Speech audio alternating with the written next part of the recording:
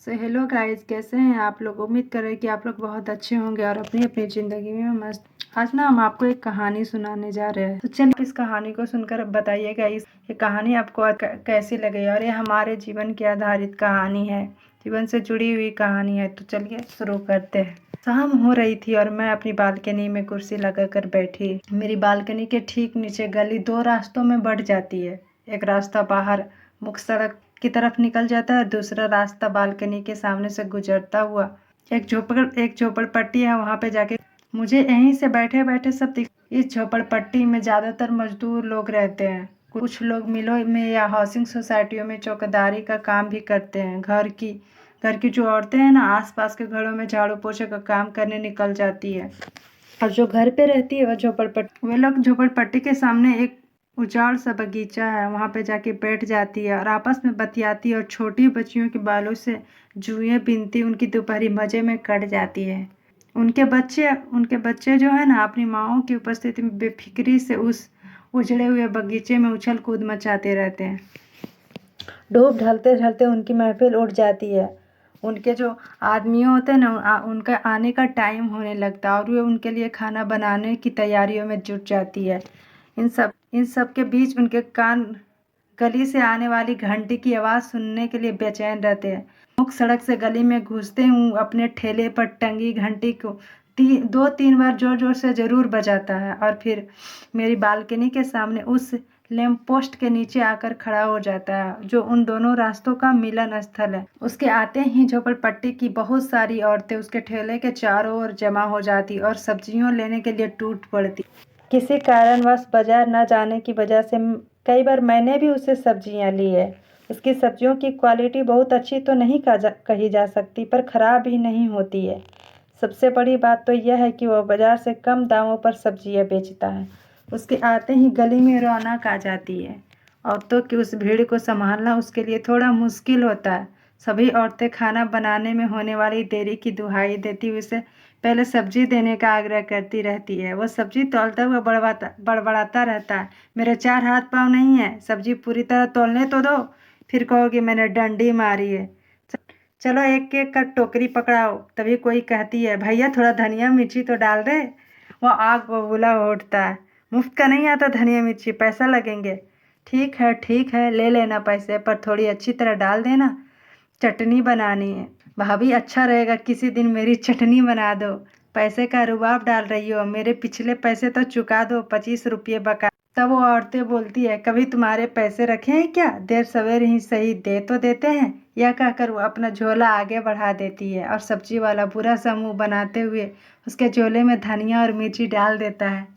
किसी और औरत की टोकरी में छाटी हुई सब्जी को तराजू के पलड़े में रखता हुआ फिर बड़बड़ाने लगता है, भाभी पिछली बार भी तुमने पूरे पैसे नहीं दिए थे, इस बार तो सारा हिसाब चुकता कर दो, नहीं तो अगली बार कहीं और से सब्जी ले लेना, मेरे ठेले पर मत आना।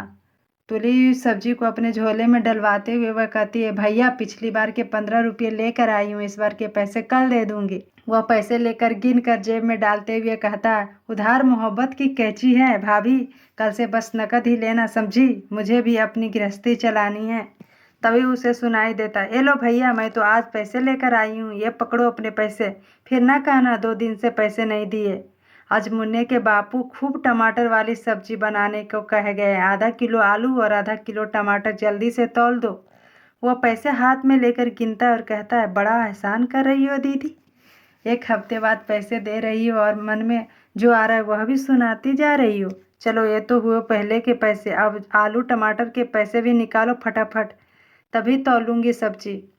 भैया दीदी कहते हो और ऐसी बातें भी करते हो, आज मेरे पास और पैसे नहीं है, 1-2 दिन में तुम्हारे पैसे भी दे दूंगी और फिर नकद देकर सब्जी खरीदूंगी। उसकी आवाज़ की तुरसी गायब हो गई है और स्वर धीमा हो गया है। ठीक है, आज दे देता हूँ, खिलाओ जीजा जी को खूब टमाटर वाली सब्जी। हाँ, कल पैसे नहीं दिए तो मेरे पास तो सब्जी खरीदने आना ही मत। यही क्रम तब तक चलता रहता है जब तक आखिरी औरत उसके ठेले पर बनी रहती है। सब्जियों से भरा उसका ठेला लगभग खाली हो जाता है। वह अपनी जेब से बीड़ी निकालता है, उसे सुलगाता है और वही जमीन पर बैठकर आखिरी कस तक दम लगाता है। यह नित्य नियम निपटा कर अपना ठेला लेकर चला जाता है। उसके जाते ही गली में शांति छा जाती है और और वह जगह सुनसान सी लगने लगती है। जहाँ अभी कुछ देर पहले उसका ठेला खड़ा था और बहुत भीड़ मची हुई थी, गहराती शाम की कालीमा बालकनी में उतरने लगती है और मैं भी कुर्सी फोल्ड कर उसे दीवार से टिका कर घर के अंदर घुस जाती हूँ। इधर 2-3 दिन से सब्जी वाला नजर नहीं आ रहा है। झोपड़पट्टी की औरतें ईद के चांद के मानिंद उसकी राह देखती खड़ी रहती है और फिर मायूस होकर अपने अपने घरों को लौट जाती है।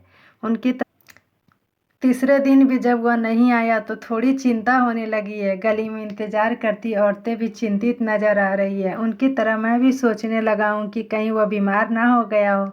कितनी अजीब बात है, अपने अपने कारणों से मैं और वह औरतें उस सब्जी वाले का बेताबी से इंतजार कर रहे हैं, पर वह तो कहीं गायब ही हो गया है। करीब 1 हफ्ते बाद अचानक ही वह घंटी सुनाई दी बालकनी, तो मैं तुरंत ही बालकनी में निकल आई। उसकी घंटी की आवाज़ सुनकर झोपड़पट्टी की तमाम औरतें भी जैसे भागे चली आ रही थी।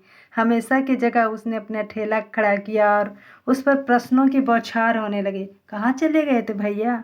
बीमार हो तो नहीं पड़ गए थे? गांव चले गए थे क्या? वह हाथ उठाकर सबको शांत करने का प्रयास कर रहा था। शोर थोड़ा थमा तो उसने कहा, क्या करे, सब्जियां इतनी महंगी हो गई है, यहाँ तो सब कुछ उधार पर चलता है। पर वहाँ मंडी में कोई हमारा ससुरा नहीं बैठा है जो हमें उधारी पर सब्जियां दे दे। फिर इतनी महंगी सब्जियां यहाँ खरीदेगा कौन? इसी वजह से हमारा आना नहीं हुआ यहाँ। बड़ी मुश्किल से जुगाड़ लगाकर ठेला लगाया हूँ। अब तुम सब भी कान खोलकर सुन लो। जिसके पास हमारा पैसा निकलता है वह तुरंत चुका दे। यह भी कह देता हूँ कि अब आगे से उधार सुधार नहीं चलेगा और सब्जियाँ भी अब पहले के भाव पर नहीं मिलेगी। महंगी खरीदी है तो महंगी बेचेंगे। भाई, हमारे भी तो बाल बच्चे हैं, समझे कि नहीं? उसकी बात सुनकर सख्ता सा छा गया। कुछ औरतें उसे पैसे पकड़ाते और सब्जियां खरीदते नजर आई। कुछ थोड़ा इंतजार करके मायूसी से लौट गई, पर कुछ हठी औरतें उसके पास अभी भी डटी थी। उनके बीच वार्तालाप काफी उग्र हो गया था। तुम तो ऐसे कह रहे हो भैया जैसे हम तुम्हारा पैसा लेकर कहीं भाग गए हैं। हाथ में पैसा आते ही तुम्हारा उधार चुकता करते हैं या नहीं? जब दीदी और भाभी का रिश्ता जोड़ते हो तो फिर ऐसा क्यों कर रहे हो? वह झल्ला सा गया था। मेरी बात भी तो समझने की कोशिश करो। महंगाई सर चढ़कर बोल रही है। सब सब्जियों के दाम दुगने तिगने हो गए हैं। मैं भी क्या करूं? पैसे नहीं हो तो बंद कर दो सब्जियां खाना। तुम्हें भी फुर्सत और मुझे भी फुर्सत। कहीं और जाकर सब्जियां बेच लूंगा मैं। काफ़ी देर तक ज़बरदस्त बहस चलती रही और फिर अगले दिन पैसे चुकाने का वायदा मिलने पर उसने सब्जियां तोलनी शुरू की। एक बार फिर से पुराना दृश्य साकार हो गया। औरतें सब्जियां लेने टूट पड़ी। जो निराश होकर अपने घर चली गई थी वह भी वापस लौट आई। गली फिर से गुलजार हो गई। हमेशा की तरह उसका ठेला थोड़ी देर में ही खाली हो गया। बहुत कम सब्जियां बची रह गई थी। उसने जेब से बीड़ी निकाल ली थी। वह उसे सुलगाने ही लगा था कि तभी उसकी नज़र अधेड़ उम्र में बूढ़ी हो आई उस औरत पर पड़ी, जो सबके चले जाने के बाद चुपचाप आकर उसके ठेले के पास खड़ी हो गई थी। उसे वहाँ यूं खड़े देखकर उसने पूछा, क्या बात है ताई, ऐसे क्यों खड़ी हो मेरे पास लाई ऐसे क्यों खड़ी हो? मेरे पैसे लाई हो क्या? ला दे। वो कुछ क्षण चुप रही, फिर बोली, कैसे बताऊं भैया, अभी तो मेरे पास जहर खाने के लिए भी पैसे नहीं है। कुछ दिन और सब्र कर लो, तेरा एक एक पैसा चुकाऊंगी मैं। बस आज के लिए मुझे कुछ आलू दे दो, जिंदगी भर तेरा एहसान मानूंगी।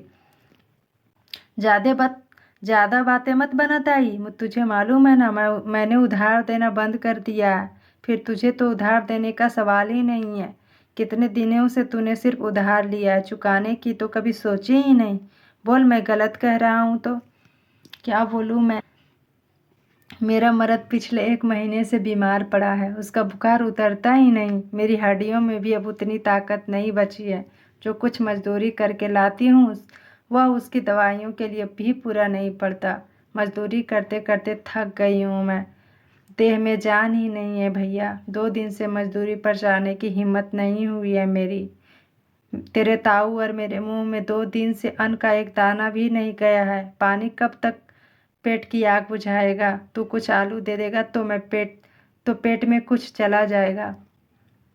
देख ताई, मैं उधार देते देते थक गया हूँ, पर तुम सब उधार लेते लेते थके नहीं। उधार लेने के लिए तुम लोगों के पास हमेशा कोई ना कोई कहानी तैयार रहती है। अगर कल मेरे सारे पैसे लौटाने का वादा करे तो चल 1 किलो आलू ले जा। नहीं भैया, झूठा वादा कैसे करूं? मैंने अपना पूरा हाल बता दिया है। हाँ, तबीयत ठीक होते ही हम दोनों मजदूरी करेंगे और तेरा सारा हिसाब चुकता कर देंगे। वह जोर से हंस पड़ा था। ताई तेरा क्या भरोसा, जैसी हालत बता रही है कल फिर आ जाएगी उधार लेने। मैं कब तक यह सब करता रहूं और क्यों? मैंने दुनिया का ठेका थोड़े ही ले रखा है। मैंने दुनिया का ठेका थोड़े ही ले रखा है। मुझे तो तू माफ़ी कर दे। वह थोड़ी देर वैसे ही खड़ी रही, फिर भारी कदमों से झोपड़पट्टी की ओर चल दी। उसके जाते ही उसने बीड़ी सुलगाई और जमीन पर बैठकर लंबे लंबे आखिरी कस लेकर उसने बीड़ी फेंकी और अपनी जूती की रगड़ से उसे बुझाकर उठ खड़ा हुआ। मुख्य सड़क पर जाने के लिए उसने ठेला आगे बढ़ा दिया तो मैं भी बालकनी में अपनी कुर्सी से उठ खड़ी हुई। आज की इस सारी बात ने मेरे मन को उदास ही नहीं दुखी कर दिया था। कैसी कैसी और कैसे कैसे जिंदगी जी रहे हैं लोग। यह सोचते सोचते मैं अपनी कुर्सी फोल्ड कर ही रही थी कि सब्जी वाले को वापस लौटते देखकर रुक गई। लैंप पोस्ट के नीचे लगाकर उसने ठेला खड़ा कर दिया और फिर एक थैली में आलू और कुछ सब्जियां भरने लगा। अब थैला लेकर वह झोपड़पट्टी की तरफ चल दिया है। मुझे पता है उसके कदम उस ताई के झोपड़े पर जाकर ही रुकेंगे। जैसे जैसे उसके कदम झोपड़पट्टी की ओर बढ़ रहे हैं, वैसे वैसे मेरी आंखों के रास्ते गर्म पानी बहकर गालों पर लुढ़कता आ रहा है। तो ये थी आज की ये कहानी। तो आपको कैसी लगी आप हमें ज़रूर कमेंट करिएगा, और वीडियो अच्छा लगा तो आप हमारे चैनल को सब्सक्राइब ज़रूर कीजिएगा।